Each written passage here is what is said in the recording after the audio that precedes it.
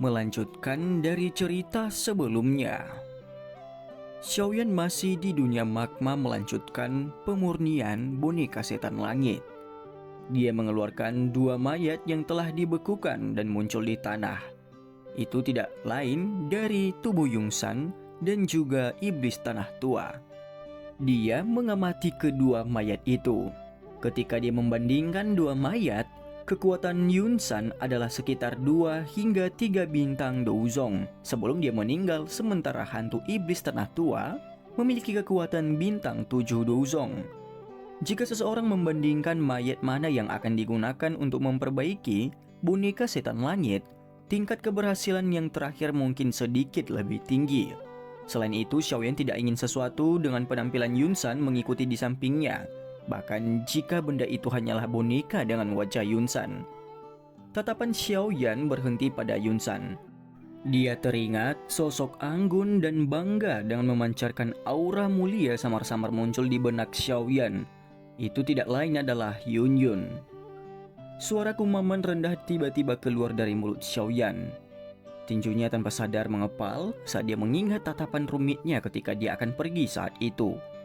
70% adalah kesedihan dalam mata itu, 10% adalah ketidakberdayaan, sedangkan 10% adalah kesedihan karena menyerah dan ada sedikit kebencian. Dia sepertinya masih menyimpan kekejaman dalam hatinya. Dia dengan kejam telah menghancurkan semua yang dia miliki. Benang kecil kebencian inilah yang mendorongnya untuk meninggalkan tempat yang telah dia tinggali selama bertahun-tahun. Mungkin dari cara dia melihatnya, tempat itu adalah tempat kesedihan. Setelah pergi, akan sangat sulit baginya untuk kembali. Pertemuan keduanya cukup mengharukan, namun tampaknya itu berakhir dengan penderitaan. Tidak mungkin bagi Xiaoyan untuk memaafkan apa yang telah dilakukan oleh Sekte Awan Berkabut dan Yunsan terhadap klan Xiao. Oleh karena itu, sebagai pemimpin Sekte Awan Berkabut, dia harus melawan Xiaoyan, bahkan jika orang yang terluka parah adalah dia. Ini adalah akhir yang sudah ditentukan sejak awal. Desahan lembut perlahan bergema di dalam gua. Xiaoyan melambaikan tangannya dan mengembalikan mayat Yunsan ke cincin penyimpanannya. Dia tidak mau menggunakan tubuhnya untuk memperbaiki boneka setan langit. Bahkan, dia tidak dapat mengetahui apa alasannya sebenarnya. Yang ingin dia cegah hanyalah pemikiran samar-samar tentang menusuk pisau berdarah ke dalam hati seorang wanita yang lemah, yang penuh luka. Tidak ada berita tentang Yun Yun sejak dia meninggalkan Kekaisaran Jiama. Benua Daoqi sangat besar. Mencoba mencari seorang di lautan luas manusia sama dengan menemukan jarum di tumpukan jerami. Namun Xiaoyan memiliki perasaan samar bahwa dia mungkin bisa bertemu dengannya lagi di dataran tengah. Meski perasaan ini tanpa alasan apapun, Xiaoyan tetap memilih untuk mempercayainya. Oleh karena itu dia telah menyimpan mayat Yunsan. Dia tidak ingin secara tidak terduga bertemu dengannya dan membuatnya tidak ingin melihatnya karena boneka mengikutinya. Guru, setelah murid ini menyelamatkan Anda, murid ini secara pribadi akan membantu Anda menemukan tubuh yang lebih kuat, ucap Xiaoyan. Tidak lama setelah itu, Xiaoyan mengepalkan tangannya dan nyala api hijau giok keluar dan melilit mayat hantu iblis tanah tua. Suhu tinggi dengan cepat mencairkan lapisan es yang menutupi tubuhnya. Pakaian hantu iblis tanah tua berubah menjadi bubuk setelah es itu mencair. Suhu yang panas menyebabkan jenazah menjadi merah menyala. Setelah pemanggangan berulang kali, benang udara hitam samar keluar dari mayat dan dibakar oleh api hijau giok menjadi ketiadaan. Jenis gas hitam ini adalah sejenis uap mayat. Isinya kemauan pemiliknya ketika dia masih hidup. Jika gas ini tidak dikeluarkan seluruhnya, roh lain akan kesulitan untuk bergabung dengan tubuh. Selain itu, penyempurnaan boneka setan langit membutuhkan tubuh, inti monster, dan roh untuk digabungkan dengan mulus. Makanya uap jenazah ini perlu dikeluarkan. Suhu dari api hati jatuh dikontrol dengan tepat oleh Xiaoyan. Nyala api mampu mengeluarkan uap mayat tetapi tidak membakar tubuh. Hanya memperbaiki tubuh fisik sudah membutuhkan waktu 3 jam dari waktu Xiaoyan memulainya. Xiaoyan menghela nafas lega ketika benang terakhir dari uap mayat meninggalkan tubuh. Dia segera menjentikan jarinya dan 2 badai dauki ditembakkan, membuka lubang seukuran kepalan tangan di dada dan dahi mayat. Tidak ada darah segar yang keluar dari lubang tersebut, karena semua darah telah menguap selama pemurnian mayat ini. Ini adalah langkah kecil dalam menyempurnakan boneka setan langit. Pada saat ini mayat hantu iblis tanah tua juga telah dipukul beberapa kali. Kulit tubuhnya putih keabu-abuan dengan penampilan dingin. Kulit melekat erat pada otot-ototnya yang keriput. Tangannya juga menjadi sangat panjang, tampak seperti belati tajam. Xiaoyan menghaluskan mayat ini sesuai dengan apa yang tertulis di gulungan bambu. Setelah itu dia mengulurkan tangannya dan memberi isyarat. Inti monster merah menyala muncul entah dari mana dan jatuh ke dalam lubang kecil di dalam mayat itu. Setelah menyelesaikan semua ini, Xiaoyan mengeluarkan botol giok lain dengan ekspresi dingin. Botol giok samar-samar memancarkan riak spiritual yang kuat. "Xiaoyan, apa yang Anda inginkan? Lepaskan aku!" Raungan geram dan ganas ditransmisikan dari botol giok saat itu muncul. "Pelindung Tie, tidak perlu khawatir. Aku akan mengeluarkanmu segera." Sudut mulut Xiaoyan terangkat menjadi senyum dingin. Dia mengepalkan tangannya dan botol giok tiba-tiba pecah, menampakkan roh berwarna hitam. Roh itu baru saja keluar ketika ia melarikan diri menuju pintu keluar gua tanpa mempedulikan apapun. Namun, Xiaoyan yang sudah siap menangkapnya. Roh berwarna hitam itu berjuang dengan liar saat kutukan keluar dari mulutnya. Nada suaranya juga dipenuhi dengan ketakutan dan kegilaan. Jelas, pelindung Tie menyadari apa yang akan terjadi. Oleh karena itu, ia melepaskan kekuatan terakhirnya di tengah keputusasaannya. Tatapan Xiaoyan tajam saat dia menatap jiwa pelindung Tie yang mencoba yang terbaik untuk berjuang menjauh. Sudut mulutnya menunjukkan senyuman dingin. Setelah itu dia meningkatkan kekuatannya dan nyala api di tangannya melonjak. Itu melilit pelindung Tie. Teriakan sengsara yang tajam dan kutukan kejam yang tak tertandingi segera bergema di dalam gua itu. Xiaoyan tampaknya gagal mendengar kutukan keji itu. Dia hanya terus meningkatkan suhu nyala api. Dengan penyempurnaan suhu tinggi ini, pelindung Tie yang telah disegel untuk waktu yang lama kehilangan kecerdasan yang tersembunyi di dalam jiwanya. Pada saat ini kecerdasannya telah benar-benar lenyap. Xiaoyan melirik sekelompok kabut hitam di tangannya setelah memperbaiki kesadaran pelindung Tie. Dia dengan lembut melemparkannya dan kabut hitam berubah menjadi gas berputar yang memasuki lubang di kepala mayat dengan cara seperti kilat. Mata yang tertutup rapat dari hantu iblis tanah tua tiba-tiba terbuka setelah penyisipan kecerdasan ini. Matanya dipenuhi dengan warna hitam pekat. Xiaoyan tidak terkejut dengan adegan ini. Dia menjentikan 10 jarinya dan banyak benda logam yang mengandung kilau aneh ditembakkan dari cincin penyimpanannya. Xiaoyan mengangguk sedikit setelah memeriksa banyak logam aneh yang melayang di udara. Dia mengepalkan tangannya dan nyala api hijau giok dikeluarkan dari telapak tangannya seperti pilar api. Di bawah penghalusan dan pemurnian suhu tinggi dari api surgawi, logam aneh itu secara bertahap menunjukkan jejak meleleh. Namun mereka belum meleleh. Pada saat ini Xiaoyan membagi perhatiannya menjadi 2. Di satu sisi dia mengendalikan nyala api untuk memurnikan mayat pada suhu konstan. Di sisi lain, dia menggunakan suhu yang sangat tinggi untuk memurnikan logam aneh itu. Temperatur nyala yang tinggi dan rendah membutuhkan tingkat pengendalian nyala api yang sangat sulit. Namun, beruntung Xiaoyan sudah berlatih keterampilan mengusir api 5 cincin. Oleh karena itu dia tidak berakhir dengan susah payah. Kedua pemurnian itu membutuhkan banyak waktu, terutama pemurnian jenazah. Pemurnian yang dibutuhkan untuk mencapai titik tertentu untuk memaksa roh dan inti monster yang ditempatkan di dalam mayat untuk bergabung dengan sempurna. Selain itu, Xiaoyan tahu bahwa ini bukanlah tugas yang bisa dia selesaikan dalam waktu singkat. Oleh karena itu, Xiaoyan duduk bersila di atas batu besar, secara bertahap menutupi matanya dan diam-diam menunggu saat ketika penggabungan yang sempurna tercapai. Penantian ini berlanjut selama 7 hari. Logam aneh telah dimurnikan sepenuhnya selama 7 hari. Mereka telah berubah menjadi cairan berwarna emas tua. Itu perlahan mengalir di dalam nyala api dan memancarkan kilau yang tidak diketahui. Pemurnian logam sudah selesai. Namun penggabungan secara sempurna antara tubuh roh dan inti monster masih belum tiba. Namun demikian, Xiaoyan tidak merasa frustasi karena hal ini. Mata Xiaoyan yang tertutup rapat tiba-tiba terbuka di dalam gua tidak lama kemudian. Sukacita melintas di matanya, kedua tangannya segera membentuk segel aneh dan teriakan yang agak tidak biasa keluar dari mulutnya. Tubuh hantu iblis tanah tua bergetar tiba-tiba setelah teriakan itu.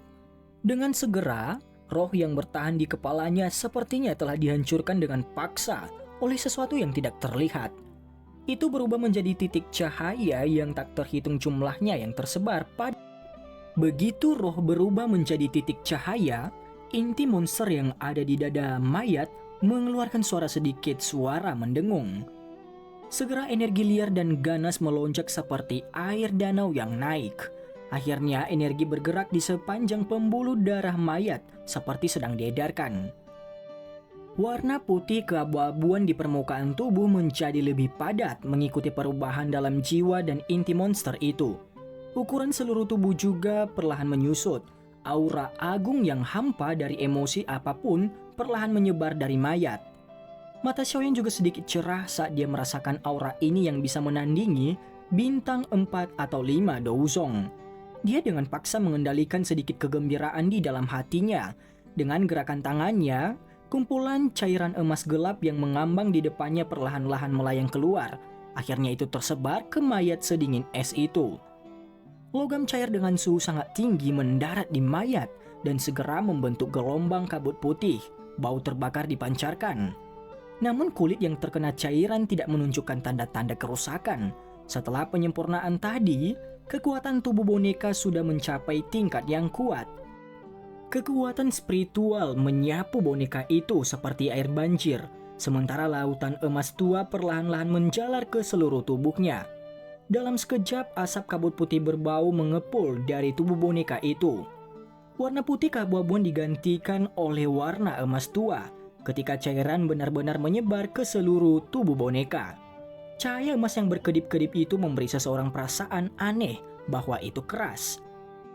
Xiaoyan menghela nafas lembut. Segera dia melambaikan lengan bajunya dan nyala hijau giok sekali lagi melonjak keluar. Cairan berwarna emas tua mulai perlahan-lahan masuk ke dalam kulit boneka setelah pemanggangan suhu tinggi yang berulang. Dengan penambahan intensitas suhu api, warna tubuh wayang berangsur-angsur berubah menjadi hijau tua. Sekilas terlihat seperti sepotong perunggu. Xiaoyan merajut alisnya. Dia mengamati warna boneka yang berubah menjadi lebih gelap. Dia berkata, "Ini hanya warna perunggu?" Tercatat di gulungan bambu bahwa boneka setan langit dibagi menjadi 3 kategori: langit, bumi, dan manusia. Kategori langit emas, kategori bumi perak, dan sedangkan kategori manusia adalah perunggu. Warna yang ditampilkan wayang saat ini dengan jelas menunjukkan bahwa itu termasuk kategori terakhir di antara ketiganya. Tidak heran Xiaoyan agak tidak puas. Meskipun Xiaoyan merasa agak kecewa di hatinya, dia tidak segera menghentikan nyala api itu. Suhu yang sangat tinggi terus merembes keluar, memungkinkan campuran emas tua menyerap ke dalam kulit dan otot yang keriput. Metode pemurnian yang disebut boneka setan langit ini menggunakan bahan logam ini untuk mereformasi kekuatan tubuh. Jika seseorang melakukan ini saat masih hidup, kemungkinan besar dia akan mati dengan tubuhnya diledakkan.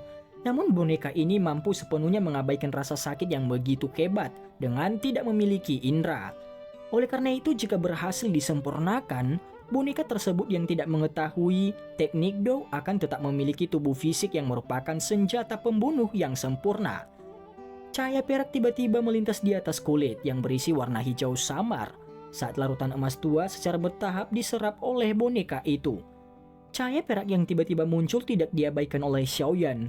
Matanya segera menatap tubuh boneka itu dan kegembiraan diam-diam muncul di hatinya. Semakin banyak cahaya perak mulai berkedip dan muncul, sementara mata Xiaoyan tetap terpaku padanya tidak berkedip. Warna perunggu tua di tubuh boneka perlahan-lahan menghilang.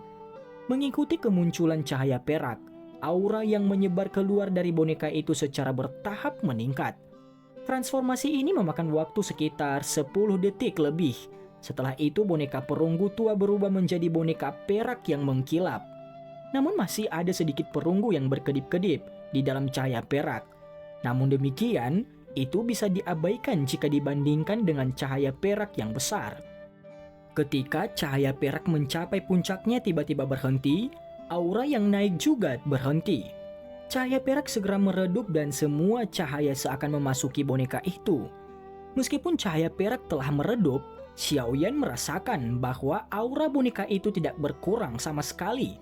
Jelas, hamburan jenis cahaya perak ini adalah taktik kecil yang mencegah boneka itu terlalu mencolok. Boneka itu perlahan berdiri di dalam nyala api hijau giok. Setelah itu, ia melayang di udara tanpa meminjam kekuatan apapun untuk menopangnya.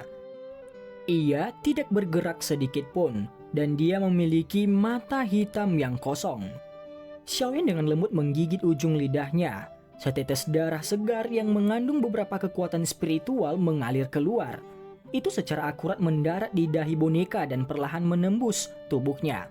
Pada akhirnya itu membentuk bercak darah merah tua seukuran ibu jari. Setelah tetesan darah ini masuk ke kepala boneka tanpa perlawanan apapun dan meninggalkan jejak yang tidak bisa dihilangkan, mata hitam kosong boneka itu perlahan mendapatkan kehidupan yang nyaris tidak terlihat. Dia memutar lehernya yang agak kaku dan menundukkan kepalanya serta memandang Xiaoyan duduk bersila di atas batu besar. Setelah itu kakinya mendarat di tanah sambil berlutut dengan satu lutut. Kepalanya perlahan menunduk ke arah Xiaoyan. Mata Xiaoyan masih tertutup. Ketika darah spiritual telah memasuki dahi boneka sebelumnya, dia dengan jelas merasakan bahwa rohnya sepertinya telah dipisahkan menjadi dua. Salah satu dari mereka yang mengendalikan tubuh aslinya sementara yang lain mengendalikan boneka ini di depannya. Pada saat ini dia merasakan semacam perasaan yang samar-samar hadir. Boneka di depan akan mematuhi semua perintahnya. Bahkan jika perintah itu untuk menyerang Xiaoyan sendiri, kemungkinan itu akan menyerang tanpa ragu-ragu. Dengan segel spiritual yang tercetak di dahinya, boneka ini akan menjadi pengawal terbaik Xiaoyan karena tidak pernah bisa memiliki pikiran untuk mengkhianatinya. Tatapan Xiaoyan mengandung panas yang berapi-api saat melihat boneka setan langit yang berlutut dengan satu lutut di tanah. Oh, mungkin lebih tepat menyebutnya boneka iblis bumi karena boneka ini belum mencapai level tertinggi yang tercatat di gulungan bambu. Meskipun itu hanyalah boneka iblis bumi, Xiaoyan masih cukup puas. Dia bisa merasakan bahwa kekuatan boneka iblis bumi ini kemungkinan tidak lebih lemah dari bintang 5 atau 6 douzong. Tatapan Xiaoyan melihat boneka setan bumi sejenak sebelum dia tiba-tiba tertawa. Tubuhnya bergerak dan bergegas keluar gua. Boneka iblis bumi mengikutinya dari belakang. Mungkin itu karena kurangnya pengenalan, tetapi setiap kali salah satu kakinya mendarat itu akan menyebabkan beberapa retakan seperti jaring laba-laba menyebar di tanah. Xiaoyan tercengang oleh kekuatan kuat yang berjalan itu. Xiaoyan mengepakkan sayap tulangnya dan melayang di udara di atas laut magma. Boneka iblis bumi juga berdiri di udara kosong di sampingnya tanpa ekspresi apapun. Jari Xiaoyan menunjuk ke laut magma di bawah dan memerintahkan dengan keras. Cahaya merah muncul di mata boneka setan bumi saat suara Xiaoyan terdengar. Tinju boneka itu mengencang sebelum meninju. Tinju terlempar ke depan dan ruang di depan boneka iblis bumi mulai berubah. Udara sepertinya membentuk busur dengan kepalan tangan di tengah. Dinding udara bertekanan setinggi 100 kaki tampaknya telah membungkus bagian paling depan dari busur itu. Akhirnya itu seperti bola meriam membawa cincin yang menusuk telinga saat riak angin yang kuat ditembakkan. Bung. Kekuatan tinjunya sebenarnya semenakutkan itu. Perasaan terkejut melintas di mata Xiaoyan saat melihat gelombang api magma besar yang telah dibuat. Tinju sebelumnya pasti bisa menyebabkan beberapa dari bintang elit 1 hingga 2 douzong terluka parah. Jika orang itu lebih sial, bukan tidak mungkin bagi mereka untuk dibunuh hanya dengan satu pukulan saja. Boneka setan langit ini memang layak menjadi senjata pembunuh yang diwariskan dari zaman dulu. Kekuatan pembunuhan yang begitu kuat sangat cocok dengan kata menakutkan. Selain itu boneka Xiaoyan saat ini hanya mencapai tingkat boneka setan bumi. Lalu, seberapa kuat boneka setan langit itu? panas meletus di mata Xiaoyan saat dia berpikir sampai titik ini. Namun dia tanpa daya menggelengkan kepalanya. Hanya memperbaiki boneka iblis bumi ini saja telah menghabiskan mayat Douzong bintang 7 dan inti monster peringkat 7 dan roh elit Douzong. Jika dia ingin memperbaiki boneka iblis langit, bukankah dia membutuhkan mayat seseorang elit Douzun, inti monster peringkat 8 dan roh seorang Douzun? Xiaoyan menyeka keringat dingin dari wajahnya. Dia dengan bijak membuang semua pikiran yang tidak realistis ini. Dengan lambaian lengan bajunya, dia menyimpan boneka iblis bumi ke dalam cincin penyimpanannya. Cincin penyimpanan tidak dapat membuat makhluk hidup tetap hidup. Namun boneka iblis bumi hanyalah boneka yang bahkan tidak memiliki kesadaran sedikit pun. Boneka iblis bumi telah berhasil disempurnakan. Selanjutnya, saya harus memperbaiki pil tulang darah jiwa surga, ucap Xiaoyan dalam hati. Xiaoyan dengan lembut menghela nafas saat dia menggosok cincin penyimpanannya. Sejujurnya, dia bahkan tidak percaya diri untuk menyempurnakan pil obat tingkat 7. Dan cerita pun bersambung. Terima kasih telah mendengarkan Mimin sampai akhir ya. Dan jangan lupa nantikan cerita selanjutnya.